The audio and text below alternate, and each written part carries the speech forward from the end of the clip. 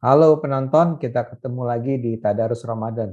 Kali ini kita akan melanjutkan pembicaraan tentang perempuan dan kepemimpinan dengan Teh Neng Dara Afiah dari seorang dosen dari Universitas Islam Negeri Syarif Hidayatullah. Dalam pertemuan terakhir, beliau, Teh Neng, sudah menjelaskan secara sangat gamblang bahwa sebetulnya persepsi tentang pria itu adalah pemimpin dari perempuan dan perempuan seharusnya menjadi pihak yang dipimpin oleh pria, itu sebenarnya problematik secara logika, secara ajaran dan seterusnya. Nah, saya ingin melanjutkan pembicaraan itu dengan Teh Neng, ya. Teh Neng, kita lanjutkan pembicaraan kita sebelum ini ya, Teh. Ya. Jadi gini, sebetulnya ada sebuah persepsi umum nih tentang pria itu memang superior daripada perempuan. Memang Allah menciptakan Adam yang lebih dari Hawa gitulah kira-kira, ya. Jadi dalam hal ini prialah yang memang layak memimpin, prialah yang menjadi kepala rumah tangga, prialah yang menjadi pemimpin politik dan seterusnya. Nah, jawaban Teh Neng apa soal ini?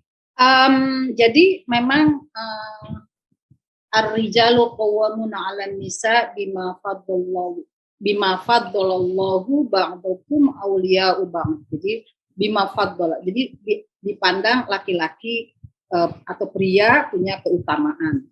Nah, keutamaannya itu yang sering ditafsirkan oleh para mufassir klasik terutama adalah tentang al-aql. Jadi pria dianggap punya kekuatan logika yang lebih daripada perempuan. Nah, sekarang kekuatan logika itu bisa dibantah. Jadi dulu Kak Ade, waktu saya kuliah S1 maupun S3 ada mata kuliah logika.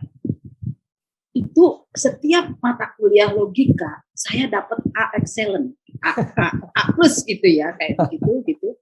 Sampai S3 saya dapat A, sampai ada yang menelisik tentang saya gitu, Neng Dara, kenapa ya Anda itu pelajaran mata kuliah logika itu selalu tinggi?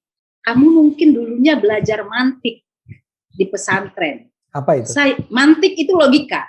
Oh. Saya ingat-ingat, iya, saya belajar mantik pada ayah saya waktu saya SMP dan SMA.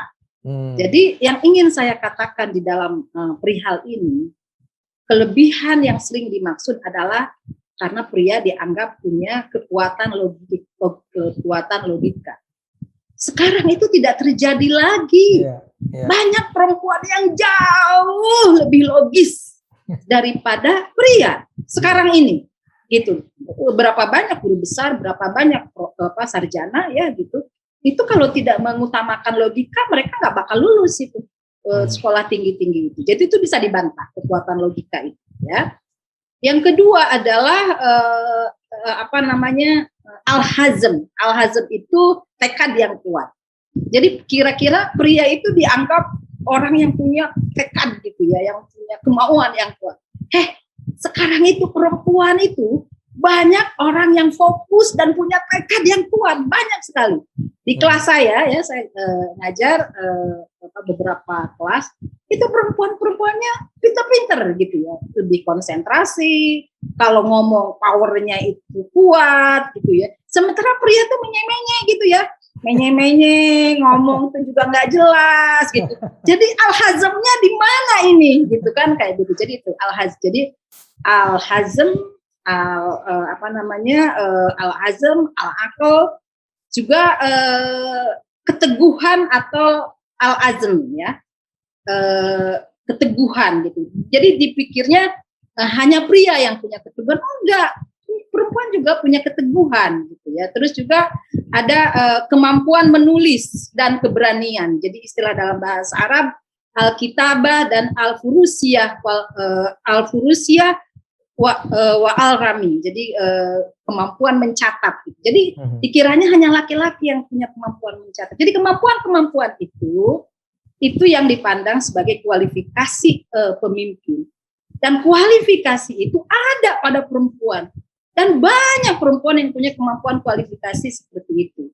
Jadi yang dipandang kelebihan itu ya, yang sering ditafsirkan oleh para mufassir yang pria juga gitu, itu gugur dengan kualifikasi yang tadi, karena kualifikasi itu juga dimiliki oleh perempuan. Jadi banyak perempuan yang bisa menjadi pemimpin dengan kualifikasi yang tadi saya sampaikan. Anda nggak setuju kalau dibilang misalnya perempuan lebih emosional, lebih lebih main di emosi, itu enggak ya? Nah, tetapi begini, orang yang emosional itu bukan berarti buruk, ya. Sekarang kita harus menyeimbangkan satu sistem pendidikan yang dimana kekuatan akal dan kekuatan hati atau emosi itu juga harus seimbang. Kita harus mengutamakan itu, karena misalnya kesenian itu kan bukan soal logika, ya. Tapi soal rasa, soal hati. Keimanan juga bukan soal logika, tapi juga soal rasa atau soal hati. Kepekaan juga bukan soal logika, tapi dia soal hati. Jadi menurut saya sekarang ini memang kita seringkali perempuan distereotipkan sebagai emosional dan laki-laki rasional. Sebenarnya stereotip seperti itu tuh tidak baik bagi laki-laki maupun bagi perempuan. Buat saya, kesempurnaan seorang manusia, baik laki-laki dan perempuan, adalah keseimbangan antara logika, ya, kekuatan logika, dan juga kekuatan emosi atau rasa pada saat yang bersamaan. Dia tidak boleh dikotomikan, tetapi dia harus menjadi sesuatu yang holistik, integratif, ya, pada diri manusia. Karena itu kesempurnaan manusia bisa dicapai baik laki-laki maupun perempuan melalui dua aspek itu. Pada pertemuan sebelum ini, Teteh itu menyebut soal contoh pemimpin perempuan Ratu Balkis kan. Nah, tapi kan kemudian dalam sejarah Islam, kalau kita bicara tentang Nabi Muhammad itu laki-laki, sahabat-sahabatnya laki-laki, ya. Kemudian khalifah-khalifah laki-laki, ilmuwan-ilmuwan itu laki-laki semua. Tidakkah itu terkesan bahwa dalam dunia Islam memang pria cenderung untuk berada di posisi yang lebih atas, ya? Itu bukan hanya di dalam narasi sejarah Islam saja, ya, tapi di dalam dunia ilmu pengetahuan juga demikian. Tetapi sesungguhnya banyak hal yang tidak tertulis, Kak Ade. Banyak hal yang tidak tertulis. Narasi-narasi itu kan history, bukan her story, ya. Namanya his, ya laki-laki, ya. Ya his, ya laki-laki, gitu. Jadi sejarah yang ditulis adalah sejarah para pria, gitu. Sementara yang her story, sejarah perempuan, itu memang terkubur, ya. Terkubur dan tidak ditulis, gitu, ya. Terkubur, dan mungkin juga karena para sejarawannya juga bukan perempuan, ya, kayak begitu gitu.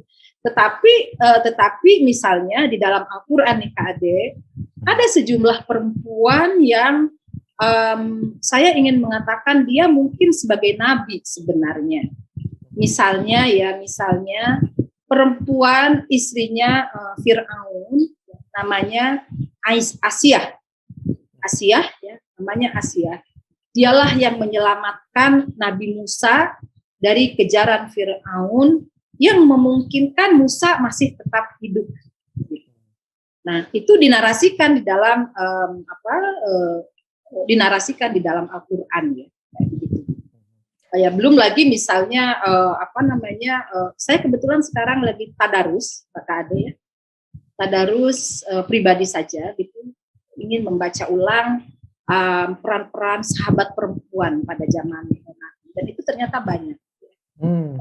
Ternyata itu banyak, itu yang tertulis hanya beberapa saja, yaitu misalnya jangan lupa loh, Siti Hadijah itu orang yang pertama kali mengakui Muhammad sebagai nabi. Ya. Jadi yang mengakui kenabian Muhammad itu perempuan. Ya, selain tentu saja Abu Bakar As-Siddiq dan juga sepupunya, ya, Sayyidina Ali gitu. Tapi perempuan pertama-tama, gitu, ya. Terus juga ada ada Siti Aisyah, ya, perawi hadis yang terbanyak dan seorang yang sangat dicintai oleh Nabi karena kecerdasannya. Juga ada Siti Fatimah yang sering saya sebut-sebut, ya, orang yang anak yang sangat dicintai oleh Nabi karena kesalihannya, misalnya kayak begitu. Dan banyak perempuan-perempuan lain pada zaman tabiinnya ya sebenarnya gitu. Tapi saya belum waktunya untuk menyebutkan satu persatu nama dan peran-peran yang dilakukan. Bahkan ya di dalam sejarah nih Kak Ade, penyumbang wakaf terbesar ya pada masjid-masjid bersejarah dalam sejarah Islam itu perempuan.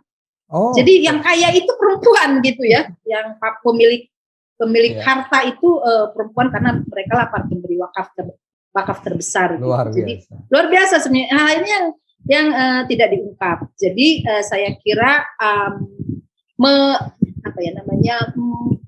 menguburkan potensi perempuan, apalagi untuk menjadi pemimpin, itu sebenarnya menguburkan kemanusiaan.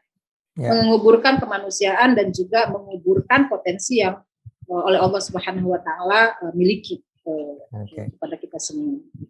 Rasanya memang sejarah perlu ditulis ulang menjadi hard story, bukan lagi cuma history. Dan Teh Neng akan berada di garis terdepan ya di situ ya. Insya Allah. Kita dukung. Jadi terima kasih buat penjelasan yang luar biasa mencerahkan ini. Mudah-mudahan ini membuka pikiran kita semua, pikiran para penonton, dan mengubah mitos-mitos yang ada selama ini tentang perempuan, pria, dan kepemimpinan di dunia ini. Terima kasih Teh Neng. Sama-sama Kak Ade, sama-sama. Mari. Ya.